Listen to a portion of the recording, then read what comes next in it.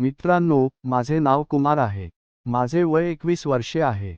माझा रंग काळा सावळा असून माझी उंची 5.5 फूट आहे. नुकतेच माझे 12वीचे पेपर संपले होते. पुढील शिक्षणासाठी आणि काही दिवस बदल म्हणून मी माझ्या मामाच्या घरी जाण्याचा निर्णय घेतला. माझ्या मामाचे गाव डोंगरांच्या पायथ्याशी वसलेले होते. गावाभोवती हिरवीगार शेती, झाडे आणि एक शांत नदी होती. शहराच्या गोंगाटापेक्षा हे वातावरण मला खूप आवडले. एक दिवस संध्याकाळी मी गावात फिरायला बाहेर पडलो. सूर्य मावळत होता आणि आकाश लालसर झाले होते. तेव्हाच माझ्या नजरेस एक मुलगी पडली. ती नदीकाठी उभी होती. तिचे लांब केस वाऱ्यामुळे हलत होते. ती खूप शांतपणे पाण्याकडे पाहत होती. मी थोडा जवळ गेलो. अचानक ती माझ्याकडे वळली आणि हलकेसे हसली. "तुम्ही इथे नवीन आहात का?" तिने विचारले. मी थोडा गोंधळलो पण म्हणालो, "हो, मी कुमार. माझ्या मामाकडे आलो आहे." ती म्हणाली, "माझं नाव स्नेहा आहे. मी इथेच गावात राहते." त्या दिवसानंतर आम्ही रोज संध्याकाळी नदीकाठी भेटू लागलो. गप्पा मारत मारत आमची चांगली मैत्री झाली. हळूहळू मला जाणवू लागले की मला तिच्याबद्दल काहीतरी वेगळे वाटू लागले आहे. पण गावात एक विचित्र गोष्ट सगळे लोक बोलत होते. गावाच्या बाहेर एक जुना वाडा होता. लोक म्हणायचे की रात्री तिथे कुणी जात नाही, कारण तिथे काही रहस्य दडलेले आहे. एक दिवस स्नेहाने मला अचानक विचारले, "कुमार, तुला त्या जुन्या वाड्याबद्दल माहिती आहे का?" मी म्हणालो, "हो, लोक म्हणतात तिथे काहीतरी रहस्यमय आहे." स्नेहा हसली आणि म्हणाली, "मग आज रात्री आपण तिथे जाऊया, कारण त्या वाड्याशी माझा एक गुपित संबंध आहे." ते ऐकून माझ्या अंगावर शहारे आले, कारण त्या वाड्यात नेमकं काय लपलेलं होतं हे मला अजून माहिती नव्हतं. स्नेहाने जेव्हा त्या जुन्या वाड्यात जाण्याची गोष्ट सांगितली तेव्हा मला थोडी भीती वाटली. गावातले लोक नेहमी सांगायचे की त्या वाड्यात रात्री विचित्र आवाज येतात. पण स्नेहाच्या चेहऱ्यावर अजिबात भीती नव्हती. ती शांतपणे म्हणाली, "घाबरू नकोस कुमार, मी तुझ्यासोबत आहे." रात्री सुमारे 10 वाजता आम्ही दोघे त्या वाड्याकडे निघालो. आकाशात पूर्ण चंद्र होता, पण तरीही वातावरण खूप भयानक वाटत होते. वाड्याजवळ पोहोचलो तेव्हा जुने दरवाजे वाऱ्यामुळे किरकिरत होते. मी हळू आवाजात विचारले, "स्नेहा, आपण खरंच आत जाणार आहोत का?" ती म्हणाली, "हो, कारण या वाड्यात माझ्या कुटुंबाचे एक मोठे रहस्य दडलेले आहे." आम्ही दरवाजा ढकलून आत गेलो. आत खूप अंधार होता. भिंतींवर जुनी चित्रे होती आणि जमिनीवर धूळ साचलेली होती. अचानक वरच्या मजल्यावरून काहीतरी पडल्याचा मोठा आवाज आला. मी घाबरून स्नेहाचा हात पकडला. ती म्हणाली, "कुमार, वरच्या खोलीतच ते रहस्य आहे." आम्ही हळूहळू जिन्यावरून वर गेलो. वर पोहोचलो तर एक जुनी खोली होती. त्या खोलीच्या मधोमध एक मोठी लाकडी पेटी ठेवलेली होती. स्नेहाने पेटी उघडली आणि आत पाहून मी थक्क झालो. त्या पेटीत जुने कागद, नकाशे आणि काही दागिने होते.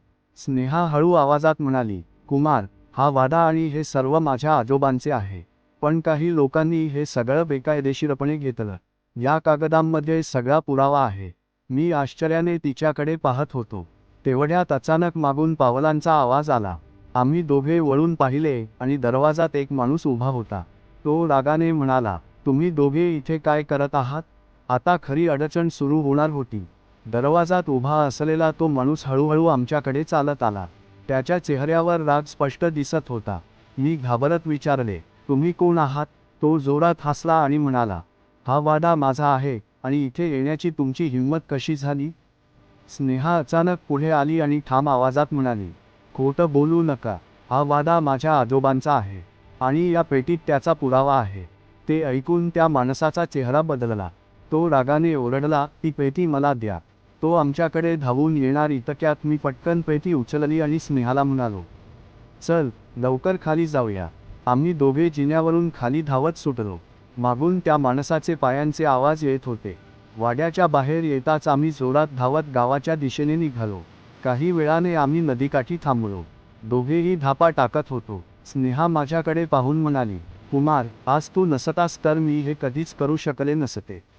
तिच्या डोळ्यात कृतज्ञता होती. मी हलकेसे हसत म्हणालो, "तू माझी मैत्रीण आहेस आणि मला तुझी मदत करायचीच होती." तेवढ्यात स्नेहाने माझा हात पकडला आणि शांतपणे म्हणाली, "कुमार, मला वाटतं मी तुझ्यावर प्रेम करू लागले आहे." हे ऐकून माझं हृदय जोरात धडधडू लागलं. कारण मला सुद्धा तिच्याबद्दल तसंच वाटत होतं. पण कथा इथे संपत नव्हती. कारण दुसऱ्या दिवशी सकाळी गावात एक धक्कादायक बातमी पसरली. काल रात्री त्या वाड्यात आग लागली होती. आणि आत तो रहस्यमय माणूस सापडला नव्हता. म्हणजे तो अजून जिवंत होता आणि कदाचित तो आमच्या मागे पुन्हा येणार होता. दुसऱ्या दिवशी सकाळी गावात सगळीकडे चर्चा सुरू होती की रात्री त्या जुन्या वाड्यात आग लागली होती. लोक म्हणत होते की आग अचानक लागली आणि वाड्याचा मोठा भाग जळून गेला. मी आणि स्नेहा दोघेही खूप घाबरलो होतो, कारण काल रात्री आम्ही तिथेच होतो. स्नेहा म्हणाली, कुमार, मला वाटतं तो माणूस आपल्याला सोडणार नाही. मी तिला धीर देत म्हणालो, घाबरू नकोस, आता आपल्याकडे पुरावे आहेत. आपण हे सगळं गावाच्या सरपंचांना आणि पोलिसांना सांगू. आम्ही त्या पेटीतले कागद घेऊन गावाच्या सरपंचांकडे गेलो. त्यांनी सगळे कागद पाहिले आणि ते खूप आश्चर्यचकित झाले. ते म्हणाले, हे तर खूप मोठे पुरावे आहेत. या कागदांवरून स्पष्ट होतं की हा वाडा आणि जमीन स्नेहाच्या कुटुंबाचीच आहे. तेवढ्यात अचानक बाहेर गोंधळ झाला. एक माणूस जोरात ओरडत होता. मी आणि स्नेहा बाहेर गेलो आणि जे पाहिलं ते पाहून आम्ही दोघेही थक्क झालो. तोच रहस्यमय माणूस गावात उभा होता. त्याच्या चेहऱ्यावर राग होता. तो मोठ्या आवाजात म्हणाला, हे सगळं खोटं आहे. हा वाडा माझा आहे. तेवढ्यात पोलीस आले. स्नेहाने लगेच त्यांना सगळे पुरावे दाखवले. पोलिसांनी कागद तपासले आणि त्या माणसाला अटक केली. चौकशीत समजलं की तो अनेक वर्षांपासून खोट्या कागदांवर त्या वाड्यावर ताबा मिळवण्याचा प्रयत्न करत होता.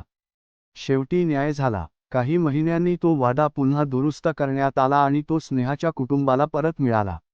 त्या दिवशी स्नेहा माझ्याकडे पाहून हसत म्हणाली, कुमार, तू माझ्या आयुष्यात आला नसतास तर कदाचित मला हे सगळं कधीच मिळालं नसतं. मी हसत म्हणालो, आणि तू नसतीस तर माझं आयुष्य इतकं रोमांचकही झालं नसतं. त्या शांत संध्याकाळी नदीकाठी उभे राहून आम्ही दोघांनी एकमेकांच्या हातात हात ठेवला. आणि आमच्या प्रेमकथेची खरी सुरुवात तिथून झाली.